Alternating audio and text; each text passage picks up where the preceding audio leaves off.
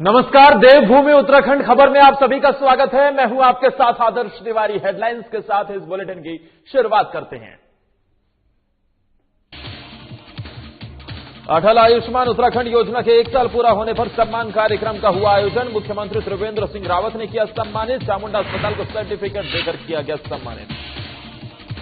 मुख्यमंत्री त्रिवेंद्र सिंह रावत ने दिया निर्देश। भीमताल में हेलीपैड निर्माण को लेकर डीएम को दिया निर्देश। सीएम ने कहा, जमीन मिलते ही भीमताल में हेलीपैड का हो निर्माण।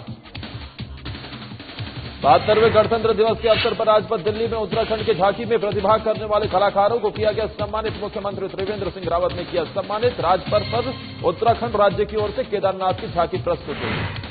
और देहरादून में 6ठी से 12वीं तक सभी कक्षाएं खोलने का फैसला। कांग्रेस ने किया फैसले का विरोध। कांग्रेस प्रदेश मंत्री राजेंद्र शाह ने कहा, सरकार का फैसला प्राइवेट स्कूलों को लाभ पहुंचाना। चलिए शुरुआत करते हैं बुलेटिन की राजधानी देहरादून से, जहां मुख्यमंत्री त्रिवेंद्र सिंह रावत के आवास पर आयोजित एक कार्यक्रम में अटल आयुष्मान उत्तराखंड योजना के 1 साल पूरा होने पर राष्ट्रीय स्वास्थ्य प्राधिकरण की ओर से सम्मान कार्यक्रम का आयोजन किया गया। इस मौके पर अटल आयुष्मान योजना में बेहतर स्वास्थ्य सेवाएं देने और अच्छा उपचार करने पर मुख्यमंत्री त्रिवेंद्र सिंह रावत ने काशीपुर में रामनगर रोड स्थित चामुंडा हॉस्पिटल के प्रबंध निदेशक यशपाल रावत द्वारा भेजे गए डॉक्टर गोविंद सिंह और मनीष मठपाल को सिल्वर कैटेगरी के अंतर्गत काशीपुर के चामुंडा अस्पताल को सर्टिफिकेट देकर सम्मानित किया गया।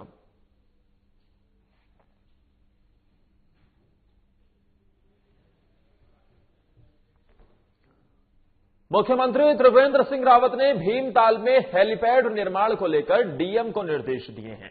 सीएम ने कहा है कि जमीन मिलते ही भीमताल में हेलीपैड का निर्माण कर दिया जाएगा। साथ ही मुख्यमंत्री त्रिवेंद्र सिंह रावत ने कहा कि कुछ दिनों पहले उन्होंने जिला विकास प्राधिकरण हटाने को लेकर जो बात कही है, उस बात को लेकर उन्हें पता चला है कि कुछ लोग भ्रम फैलाने के साथ धरना प्रदर्शन कर समाज में माहौल खराब करने की कोशिश कर रहे हैं, लेकिन ऐसे लोगों की अफवाहों पर ध्यान नहीं दिया जाएगा। सीएम ने कहा कि जिला विकास प्राधिकरण को लेकर जल्द सभी निर्णय लिए जाएंगे। भ्रम फैलाने की कोशिश कर रहे हैं और धरना प्रदर्शन भी कर रहे हैं, मुझे जानकारी मिली। अभी जब मैं यहाँ उतरा तो मुझे फोन आया कि पहाड़ों के लिए कर दिया, मैदानों को छोड़ दिया। तो मैं तमाम उत्तराखंड वासियों से कहना चाहूंगा कि ये लोग असामाजिक लोग हैं, जो टकराव चाहते हैं, जो समाज को तोड़ना चाहते हैं। इनकी बातों में ना आए। प्राधिकरणों को लेकर के अभी स्थगित किया गया है और उसके लिए जो भी निर्णय सुयोग्य होगा वो निर्णय उसके लिए लिया जाएगा। सर, पर्यटन को लेके भीमताल में हेलीपैड की आपने घोषणा की थी लेक कार्निवाल में, वो अभी तक नहीं बन पाया है, जबकि पर्यटन सीजन अब शुरुआत होने वाली है। क्या जिलाधिकारी महोदय को अगर कोई यहाँ पर भूमि मिलती है, भूमि चयनित है विकास बोर्ड में, हेलीपैड बन जाएगा। हेलीपैड में होने वाला है।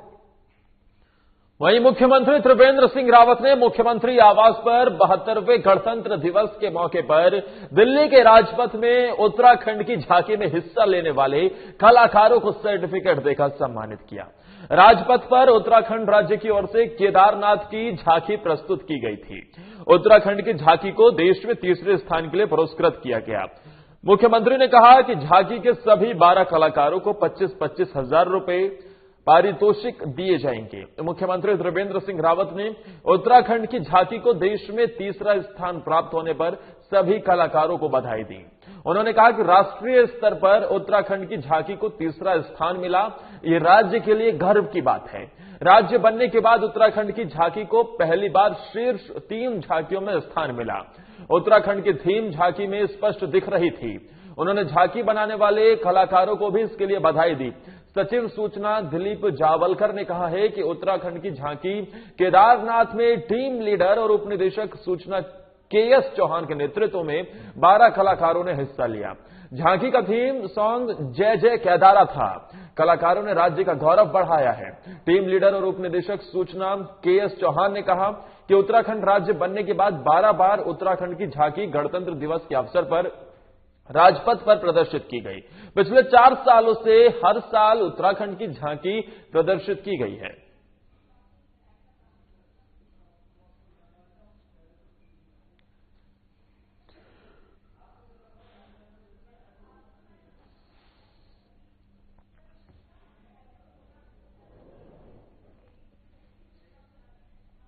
उत्तराखंड सरकार की ओर से राज्य में अब 6ठी से 12वीं तक सभी कक्षाएं खोलने का फैसला लिया गया है।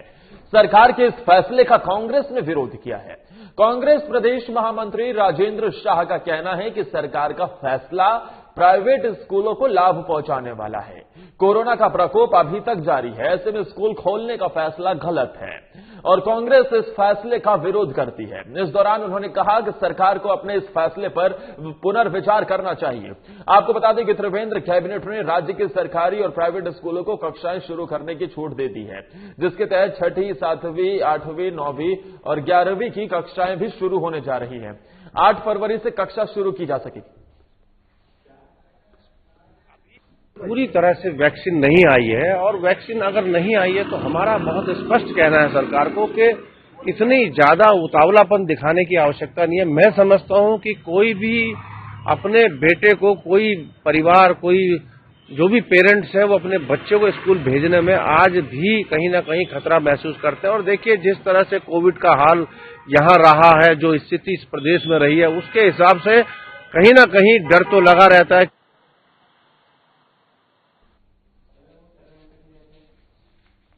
कांग्रेस ने इस फैसले का विरोध किया है।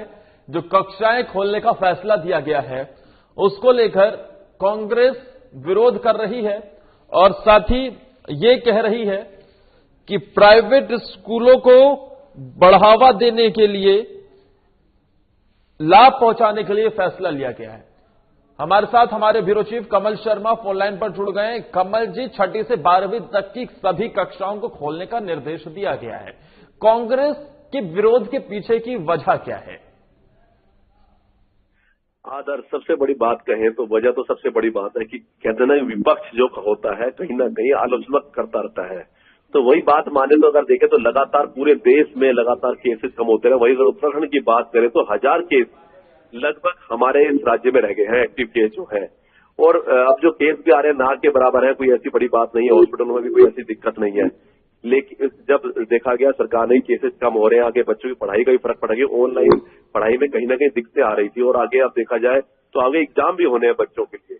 तो इसलिए सरकार ने कैबिनेट जो हुई थी अभी उसमें फैसला लिया था कि 11, 12 के तो चल ही रहे थे स्कूल, तो अब 6ठी से तक 9 तक के भी स्कूल खोले जाएं, जिसको लेकर सरकार ने फैसला लिया था। और उन्होंने कहा था कि इसके लिए अलग से इसके लिए गाइडलाइन जारी की जाएगी, SOP की जारी की जाएगी, उस हिसाब से बच्चों को बताया जाएगा। और सबसे बड़ी बात है जब यह सरकार ने फैसला लिया तो कांग्रेस जो विपक्षी दल है यहाँ पर तो कहीं ना कहीं आलोचना, सरकार की आलोचना करता रहता है। तो वहीं उसने आज इस आलोचना तरीके से बोला है कि उसका जिसे फैसला किया गया है गलत लिया है, अभी कोई ऐसी जल्दबाजी नहीं करनी चाहिए थी, वेट करना चाहिए था। तो भी वैक्सीन अभी पूरी तरह से नहीं है, लोगों तक नहीं पहुंची है। तो इस चीज का उन्होंने विरोध किया। उन्होंने कहा भी सरकार को देखना चाहिए, अभी 1 महीना और रुकना चाहिए था, तो उसके बाद यह बच्चों को स्कूल में बुलाना चाहिए था। बिल्कुल जाहिर तौर पर, लेकिन कमल जी सवाल तो यह भी बनता है ना कि लंबे समय से स्कूल बंद है, आखिरकार कब तक स्कूल बंद रखने का फैसला लिया जा सकता है? एक तरफ कोरोना, अब कहीं ना कहीं हम ये देख रहे हैं कि भारत में कोरोना की रफ्तार बहुत कम हो गई है और उसके साथ ही जिंदगी पटरी पर लौट चुकी है, लौट रही भी है तेजी से। आज के बजट से भी यह साफ हो गया है कि अब जिंदगी को तेजी से और साथ ही देश की अर्थव्यवस्था को पटरी पर लाते हुए तेजी से आगे बढ़ाने का मकसद सरकार का है। तो आखिर स्कूल खोलना उसमें एक बहुत बड़ा अपना हिस्सा निभाता है। बिल्कुल सही बात है आदर्श। अगर कहें तो स्कूल कहीं ना कहीं जैसा आपने कहा कि धीरे धीरे अब सब गतिविधियां खुल गई हैं। कोरोना केस के अब केस ना के बराबर रहेगा। देखा जाए 135-40 करोड़ की जनसंख्या वाले देश में लगभग 1.25 लाख केस पूरे देश में एक्टिव केस रह गए हैं, तो अब ना के बराबर रह गए हैं, कोई ऐसी दिक्कत भी नहीं है। तो अब जैसे जैसे धीरे धीरे अब सबकी खुल गई हैं तो आर्थिक स्थिति पे गतिविधियां धीरे चल रही है, वहीं स्कूल भी खुलते हैं तो इससे कहीं ना कहीं व्यापार में फर्क पड़ता है, कहीं ना कहीं हर चीज में फर्क पड़ता है। तो और बच्चों, मैंने सबसे बड़ी बात बताई कि जब बच्चे भी ऑनलाइन सिस्टम पढ़ाई कर रहे थे वो व्यवस्था नहीं हो पाती, कहीं पे इंटरनेट की व्यवस्था है, कहीं पे नहीं है, लोग बड़े बच्चे परेशान हो रहे थे। पर जैसे धीरे गतिविधियां खुली हैं तो स्कूल भी खोलने सरकार ने निर्णय लिया कि बच्चे भी स्कूल में जाएं, एहतियात रखें, जो उसका गाइडलाइन है पूरा उसका पालन करें। ये और क्योंकि आगे मैं बता दूं आपको, अभी इनके एग्जाम भी होने हैं, वो भी ड्यू चल रहे हैं, तो जब स्कूल में जाएंगे कहीं ना कहीं पढ़ाई का फर्क पड़ता है। इसलिए सरकार ने डिसीजन लिया है और ये जरूरी भी था, क्योंकि अब जिस हिसाब से केसेस चल रहे हैं तो कहीं ना कहीं इस बच्चों को स्कूल में जाने का बुलाया भी, तो इसको लेकर सरकार ने निर्णय लिया है। वहीं सरकार ने ये भी कहा है इसके लिए अलग से गाइडलाइन जारी की जाएगी और जिसका पूरा ध्यान रखा जाएगा, पूरा चीजें का ध्यान रखा जाए, जिससे कोरोना अगर जो बिल्कुल खत्म हो गया वो आगे ना बढ़े। पर कांग्रेस चुप्पी दिल है तो कहीं ना कहीं उसका आलोचना करने का एक वह है, तो उसी रूप में उन्होंने आलोचना किया है। उन्होंने कहा नहीं, अभी वेट करना चाहिए था, अभी जल्दबाजी नहीं करनी चाहिए, अभी तो वैक्सीन आई है, अभी लोगों तक ज्यादा पहुंची भी नहीं है, हेल्थ वर्क चल रही है। जब ऐसी स्थिति हो जाएगी स्कूलों में वैक्सीन लगनी शुरू तब स्कूल खोलने चाहिए था, तो उसमें काफी समय लग सकता था। तो पर उन्होंने करी आलोचना, पर सरकार ने निर्णय लिया है कि नहीं, जब धीरे धीरे सब चीज सामान्य हो गई है, हर चीजें खुल गई हैं, तब स्कूल भी खुलने चाहिए। बहुत बहुत शुक्रिया कमल जी, तमाम जानकारी देने के लिए आपका।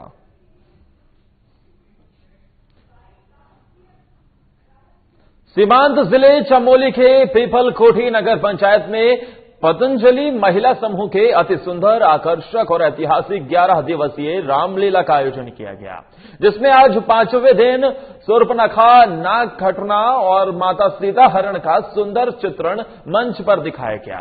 माता सीता हरण अति भावुक कर देने वाला दृश्य महिला पात्रों द्वारा प्रस्तुत किया गया। आपको बता दें कि इस महिला रामलीला मंच में अभिनय करने वाले सभी किरदार महिलाएं ही हैं, जो कि प्रदेश के अलग अलग जिलों से पतंजलि योग समूह में सम्मिलित हैं। ये सभी महिलाएं अति गहनता से सारे किरदारों की भूमिका निभा रही हैं और साथ ही स्थानीय जनता के लिए एकमात्र शक्ति के उत्कृष्ट अभिनय की झलक भी देखने को यहां मिल रही है।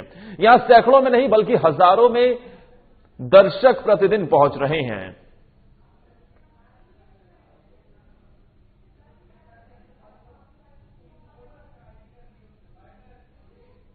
बहनों द्वारा जो यहाँ पे राम यज्ञ का जो आयोजन यहाँ पे किया गया और दूरस्थ क्षेत्र में चमोली जिले के दूरस्थ क्षेत्र में जो इनके द्वारा यहाँ पर राम यज्ञ का जो आयोजन यहाँ पर किया गया, मैं अपनी बहनों को का हार्दिक स्वागत एवं अभिनंदन करना चाहूंगा, धन्यवाद देना चाहूंगा। उन्होंने इस कोरोना काल में, इतने विकट परिस्थिति में, जबकि हमारी आर्थिक व्यवस्थाएं यहाँ पर चरमा गई थी, उसके बावजूद भी इन बहनों ने हमारे यहाँ पर फंड विकास संगठन का जो यहाँ पर ये मंच है और अपना मेला जो ग्राउंड है, जो यहाँ पर हमारी जो साथियों से जो फंड विकास मेला होता था वो न होकर के इस बार राम यज्ञ का जो आयोजन हुआ।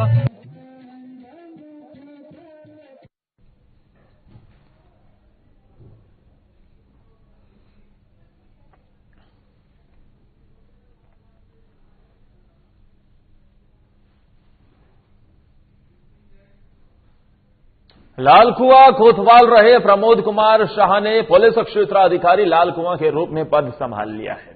इस दौरान मीडिया से बात करते हुए उन्होंने बताया कि जन अपेक्षाओं के अनुरूप और जन सहयोगी पुलिस के रूप में कार्य करते हुए शहर को क्राइम मुक्त करने में कोई कमी नहीं रखी जाएगी। साथ ही क्षेत्र में शांति व्यवस्था बनी रहे, इसके लिए लोगों का सहयोग भी लिया जाएगा। साथ ही क्षेत्र की पुलिस बीट प्रणाली को भी मजबूत किया जाएगा, जिससे होने वाले अपराधों पर नजर रखते हुए त्वरित कार्रवाई की जा सकेगी। आपको बता दें कि इससे पहले प्रमोद कुमार शाह पुलिस क्षेत्राधिकारी नरेंद्र नगर के रूप में कार्यरत थे, जहां से पुलिस क्षेत्राधिकारी के पद पर ही लालकुआं स्थानांतरित हुए हैं। पहले लालकुआं में कोतवाल के रूप में भी उन्होंने बहुत ही अधिक सराहनीय काम करते हुए उच्च अधिकारियों के साथ ही स्थानीय लोगों का भी दिल जीता है।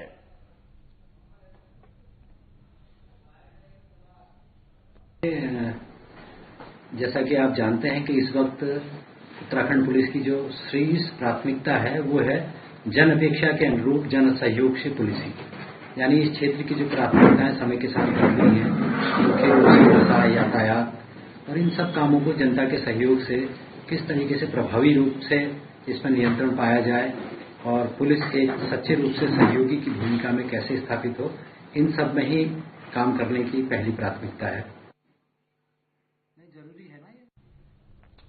प्रमोद कुमार, जिन्होंने पुलिस क्षेत्र अधिकारी के रूप में पदभार ग्रहण किया है लालकुआं में, कई चुनौती इनके सामने हैं। उन चुनौतियों से पार पाना है, क्राइम कंट्रोल करना है, और ये कहते भी नजर आए। अभी आप सुन रहे थे प्रमोद कुमार को, वो कहते दिखे कि क्राइम को कंट्रोल करना भी एक बहुत जिम्मेदारी है।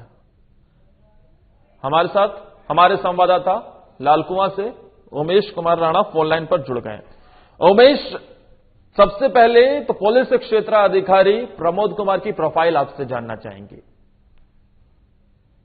जी आदर्श जी, प्रमोद कुमार शाह एक पुलिस में बहुत अच्छे अधिकारी के रूप में जाने जाते हैं जी, और ये प्रॉपरली द्वारा हाट से रहने वाले हैं जी, और इनका जो कार्यशैली है बहुत ही अच्छी और ऐसी है कि लोगों के साथ साथ अधिकारी भी इनसे काफी प्रसन्न रहते हैं। विभिन्न थानों में कोतवालियों को चार्ज संभाल चुके हैं प्रमोद साहब, और उसके साथ ही एक बहुमुखी प्रतिभा के धनी भी हैं। सभी नियुक्तियों के दौरान जहां अधिकारियों से इनको वाहवाही मिली है, वहीं आम जनता में भी इनका काफी अच्छा प्रभाव रहा है। आम जनता भी इनसे काफी खुश रही है। अब लालकुआ पुलिस के क्षेत्राधिकारी बनाए गए। उमेश, किस तरीके की चुनौतियां इनके सामने अब लालकुआ क्षेत्र में नजर आने वाली है? जी आदर, सबसे बड़ी बात यह है कि प्रमोद कुमार साहा यहाँ पहले भी कोतवाली में तैनात रह चुके हैं जी। ये यहाँ थानाध्यक्ष रहे हैं, और उसके बाद इनको यहाँ की भौगोलिक परिस्थितियां, आपराधिक परिस्थितियां, इनकी सबकी बहुत अच्छी जानकारी है। जब इनसे बात की गई तो इन्होंने बताया कि सबसे पहले जन अपेक्षाओं के अनुरूप पुलिस को जन सहयोगी के रूप में पेश किया जाएगा। दूसरी चीज ये है कि जो बीट प्रणाली है उसको मजबूत रखते हुए क्राइम पर कंट्रोल करने की कोशिश की जाएगी जी। और नशे और अवैध कारोबारों को रोकने की एकदम मजबूती से कवायद की जाएगी। उमेश, हम देखते हैं कि पहाड़ों में किस तरीके से नशे का कारोबार बहुत धड़ल्ले से बढ़ता हुआ नजर आ रहा है। क्राइम का ग्राफ भी बढ़ता है, और एक चुनौती ये रहती है कि मौके पर पुलिस लोगों तक नहीं पहुंच पाती है। अब इन चुनौतियों से निपटने के लिए क्या रणनीति नए क्षेत्राधिकारी की रहने वाली है?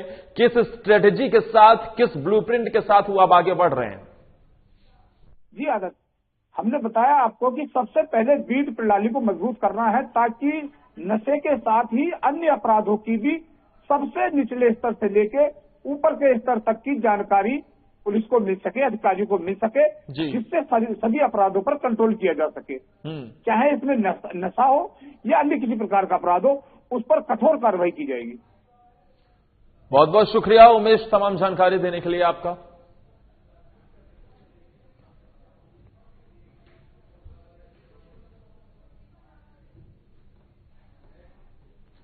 अब खबर आपको बागेश्वर से दिखाते हैं, जहां जिला साहसिक खेल प्रबंधन समिति की बैठक हुई।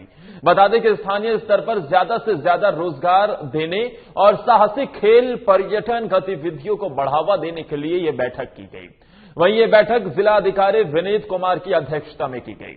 बता दें कि जिलाधिकारी की प्राथमिकताओं में शामिल रोजगार और पर्यटन गतिविधियों के उद्देश्य से बैजनाथ झील में नौकायान, बोटिंग किए जाने के लिए एक मजबूत रणनीति के तहत काम किया जा रहा है, जिसमें ओपन रूफ रेस्टोरेंट और ओपन एम्फी थिएटर जैसी गतिविधियों को संचालित किए जाने के लिए जिलाधिकारी ने कार्यदायी संस्था ग्रामीण निर्माण विभाग को 67 लाख हस्तांतरित किए हैं।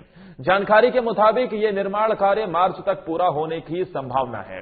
वहीं साहसिक खेल प्रबंधन समिति की बैठक में जिलाधिकारी के निर्देशन में यह फैसला लिया गया है कि बैजनाथ झील की क्षमता के मुताबिक 6 नाव संचालित की जाएंगी। वहीं हर नाव में 4 व्यक्तियों की क्षमता होगी। साथ ही जिलाधिकारी ने प्रबंधन समिति के सदस्य को इस संबंध में निर्देशित करते हुए कहा है कि वह स्थानीय स्तर पर रोजगार को बढ़ावा देना सुनिश्चित करें।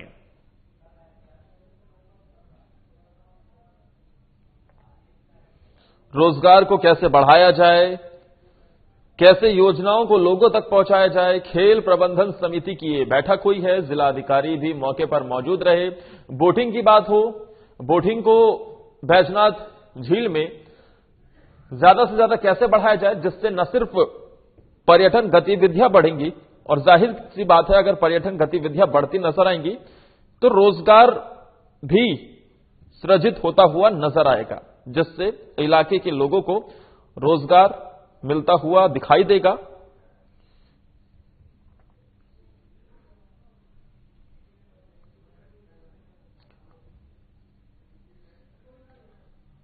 कुंभ मेले के दौरान शहर में बढ़ने वाले ट्रैफिक का दबाव कम करने के लिए नया प्लान बनाया जाएगा। यही नहीं, पार्किंग की भी उचित व्यवस्था की जाएगी, जिससे स्थानीय लोगों को ट्रैफिक जाम की समस्या से जूझना ना पड़े। इसके लिए पहली बार चार्ज संभालने के बाद ऋषिकेश कोतवाली पहुंचे एसपी देहात स्वतंत्र कुमार सिंह ने अधीनस्थ पुलिस अधिकारियों के साथ विचार विमर्श किया।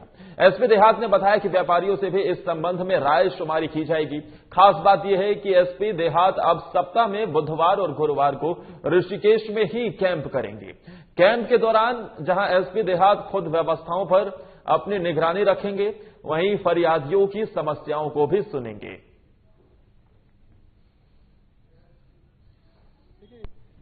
ट्रैफिक की प्रॉब्लम्स जो भी जिससे भी बात हुई वो ट्रैफिक की प्रॉब्लम्स को थोड़ा सा ज्यादा इंडिकेट कर रहे थे कि जो पीक आवर्स होते हैं वहाँ पे ट्रैफिक की प्रॉब्लम होती है, तो उसको लेके हम लोग एक सीओ साहब भी आ गए हैं और इंस्पेक्टर साहब से भी मेरी बात हुई है, तो उसको लेके एक वर्क प्लान बनाएंगे जिससे आप लोगों को सबको अवगत कराएंगे।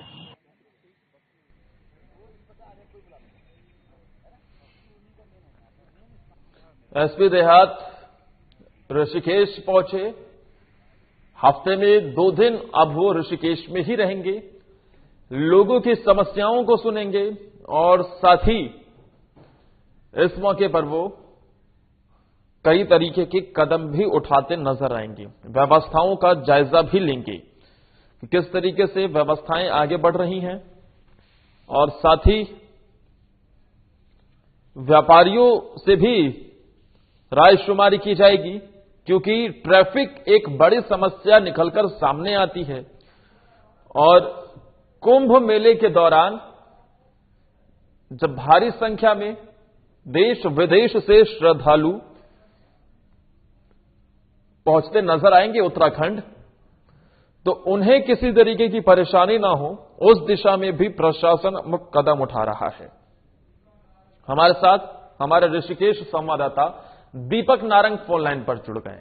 दीपक, पहला सवाल तो यही है कि एसपी देहात अब किस तैयारी के साथ ट्रैफिक को कंट्रोल करने के में जुटने वाले हैं? देखिए, ये बहुत अच्छा सवाल आपने किया है कि ऋषिकेश के अंदर जो है ये गढ़वाल का प्रवेश द्वार है और जब यहाँ पे चारधाम यात्रा चलती है तो ट्रैफिक का दबाव बहुत होता है जी। और इस बार जो है जब यात्रा शुरू होगी उस दौरान कुंभ मेला भी यहाँ पर चरम पर होगा, तो ऐसे में यहाँ पे जो ट्रैफिक की व्यवस्था को संभालना है वो पुलिस के लिए सबसे बड़ी चुनौती है। तो आज पहली बार जो है एसपी देहात चार्ज संभालने के बाद स्वतंत्र कुमार सिंह जो है उन्होंने कोतवाली में अपने अधीनस्थ अधिकारियों के साथ इस बारे में विचार विमर्श किया कि आखिरकार किस प्रकार हम ट्रैफिक प्लान बनाएं जो कि स्थानीय लोगों को जाम की समस्या से निजात मिल सके। तो उन्होंने जो है अभी इस बारे में विचार किया कि कहाँ कहाँ हम गाड़ियों को पार्क कर सकते हैं, कहाँ कहाँ से हम रूट डाइवर्ट कर सकते हैं, क्या बेटर प्लान बना सकते हैं जो कि व्यापारियों को भी इसका नुकसान ना हो। तो इसके लिए कुछ व्यापारी भी मौके पर पहुंचे थे वो स्वागत के लिए, उनसे भी उन्होंने कुछ सलाह सुझाव मांगे हैं। लेकिन अभी जो एसपी का कहना है, उनका कहना है कि अभी सभी व्यापारियों से हम सुझाव मांगेंगे कि क्या क्या हम प्लान बना सके, जो अच्छे सुझाव सामने आएंगे उसे हम अपने एजेंडे में शामिल करेंगे।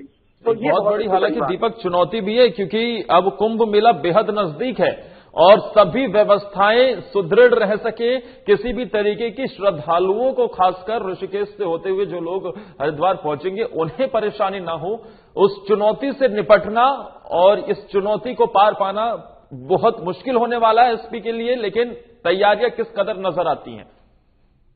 देखिए, तैयारियों की यदि बात की जाए तो अभी डीजीपी अशोक कुमार ने ऋषिकेश में कुंभ मेले को लेकर एक बहुत बड़ी मीटिंग की थी, जिसके अंदर स्थानीय लोगों से सुझाव लिए थे। तो उस सुझाव ये भी बात सामने आई थी कि कोई बड़ा अधिकारी ऋषिकेश में ही रहे जिससे कि वो व्यवस्थाओं पर निगरानी रहे। तो डीजीपी के आदेश पर ही जो कप्तान है देहरादून के, उन्होंने है जो है एसपी देहात को ऋषिकेश में 2 दिन कैंप करने के लिए निर्देशित किया है। तो इसी क्रम में वो अब यहाँ पे बुधवार और गुरुवार को बैठेंगे और जो नया ट्रैफिक प्लान बनाया जाएगा उसकी लगातार मॉनिटरिंग भी करेंगे कि जो प्लान बनाया जा रहा है वो सक्सेस हो ही रहा है या नहीं हो रहा है। और इसी के साथ जो स्थानीय लोगों की समस्याएं हैं उनको भी वो वहां पर सुनेंगे। और अगर तैयारियों की बात की जाए तो ट्रैफिक जो प्लान है उसके अंदर जो बाईपास रोड सबसे बड़ी बात थी, उसको चौड़ीकरण हो गया है वहां पर। तो काफी सारे वाहनों का आवागमन तो बाईपास रोड से कराया जाएगा, जो हैवी वाहन होंगे। लेकिन जो यात्री वाहन होंगे उनको शहर से गुजारने की पूरी कोशिश पुलिस की है, जिससे कि शहर के अंदर यात्री पहुंचे, शहर को सुंदरता को देख सके, त्रिवेणी घाट है हमारे यहाँ पे और अन्य धार्मिक स्थल हैं उनको देख सके और उसका व्यापार पे विपरीत प्रभाव न पड़े। तो इस प्रकार के प्रयास जो है पुलिस सकारात्मक करती हुई दिखाई दे रही है। हालांकि इन्होंने अभी चार्ज संभाला है, लेकिन जो दावे करे जा रहे हैं एसपी देहात के, अगर उन पर अमल होता है तो यह शहर के लिए कहीं ना कहीं लाभदायक जरूर होंगे। और अब तो दीपक ट्रेनें भी शुरू हो गई हैं ऋषिकेश के लिए। बिल्कुल सही है। ऋषिकेश के अंदर योग नगरी स्टेशन जो है ये कर्णत्याग रेल लाइन का प्रथम स्टेशन है और यहाँ पे लगातार नई ट्रेनें संचालन शुरू हो रहा है जो लंबी दूरी तक की है। अभी कल ही हमारे यहाँ नई ट्रेन शुरू हुई है, पूरी एक्सप्रेस। तो अब ऋषिकेश में से जो है लोग सीधा जगन्नाथपुरी जा सकते हैं और वहां भगवान के दर्शन कर सकते हैं। रास्ते के लिए ये एक बहुत अच्छी ट्रेन है दिल्ली के लिए, जो सुबह 5:35 पे ऋषिकेश से चलती है। तो लोगों को दिल्ली के आने जाने में भी परेशानी नहीं होगी, क्योंकि यही ट्रेन वहां से वापसी में रात के समय निकलती, तो कोई भी यहाँ से आवागमन आराम से कर सकता है स्टेशन वगैरह। इसके अलावा काफी सारी ट्रेनें चली हैं, उसका लाभ पूरे गढ़वाल के लोगों को मिल रहा है। और सबसे बड़ी बात यह है कि ये ट्रेनें पहले हरिद्वार से पकड़नी पड़ती थी, तो लोगों को वही ट्रैफिक जाम की व्यवस्था से परेशानी से जूझना पड़ता था। लेकिन अब लोग आएंगे, गढ़वाल से आए, चाहे लोकल हो चाहे यात्रा। ठीक दीपक, बहुत बहुत शुक्रिया आपका तमाम जानकारी देने के लिए। और इसी के साथ इस बुलेटिन में फिलहाल के लिए इतना ही। लगातार खबरों के लिए आप बने रहिए साधना प्लस के साथ।